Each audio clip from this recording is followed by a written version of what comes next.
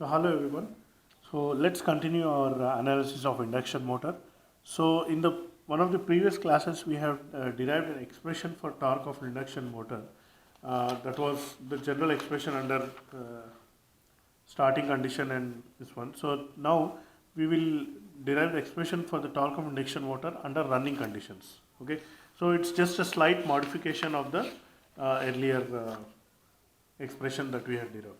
Okay, so let's look at it. So you know that in general torque for any machine is proportional to the back EMF and proportional to the current.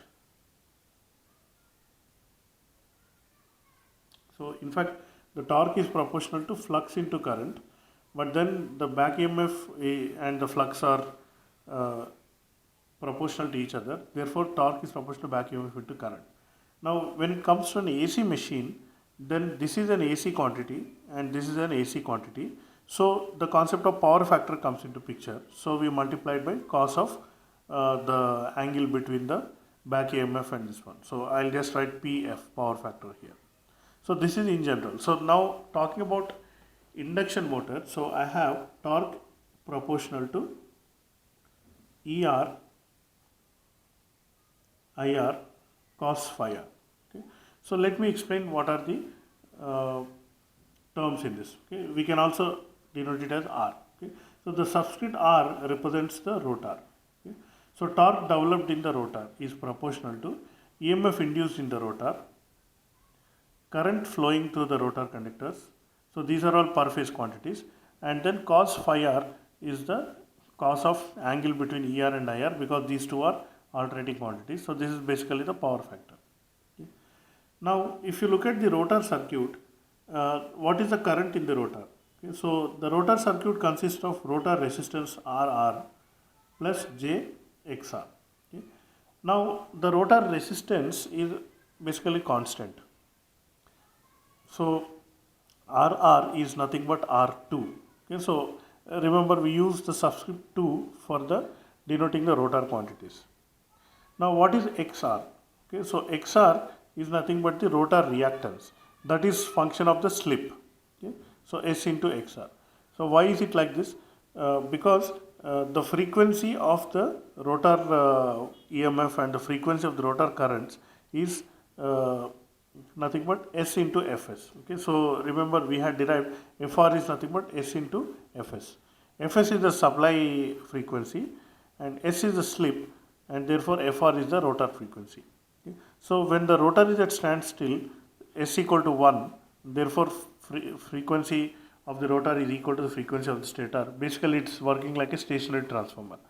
But then the moment the rotor starts rotating, the slip will reduce, and therefore the rotor frequencies also will reduce, and therefore the reactive XR will also reduce. Similarly ER is nothing but S into E2.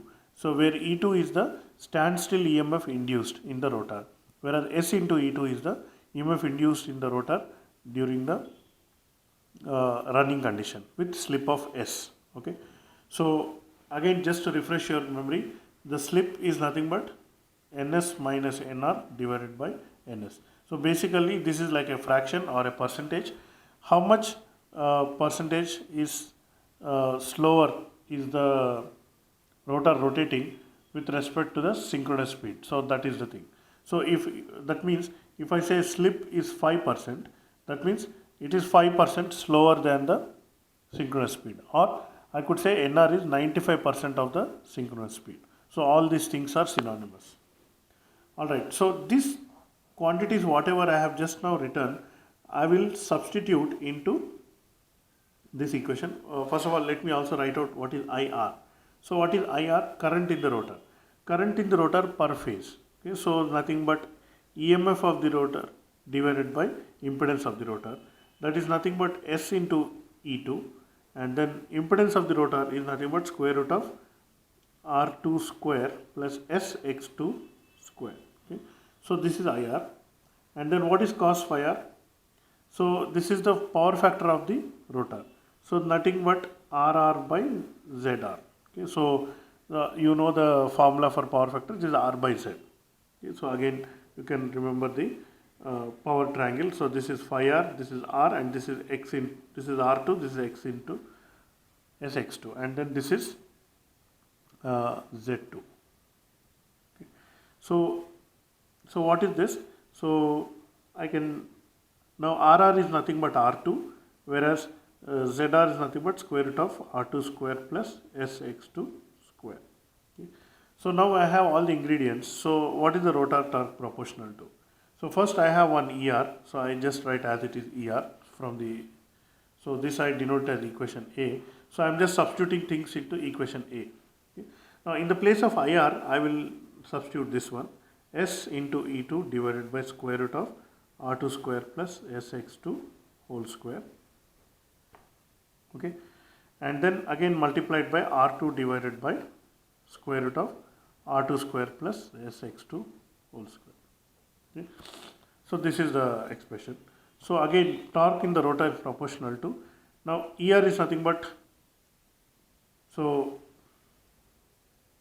this ER is what we have substituted here, S into E2.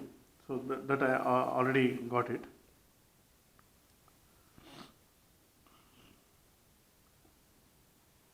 So let's continue moving forward.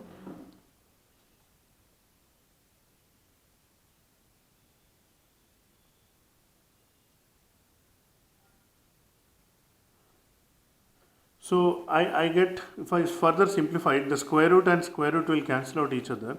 So I get R2 square plus SX2 square, and then in the numerator I will get SE2 square R2. Okay. So this is what torque is proportional to.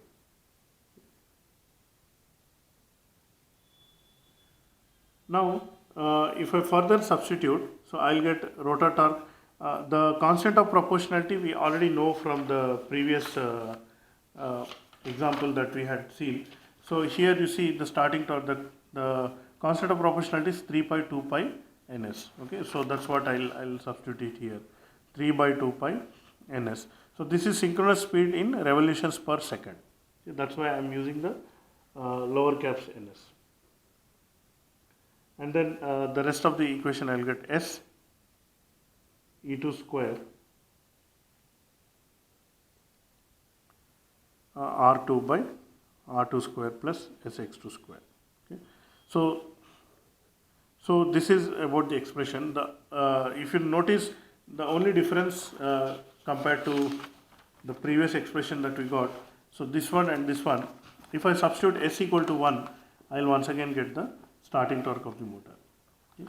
So I think with this short video I will stop here, and then further we will see how this is useful for calculating the starting torque of the running torque of the motor.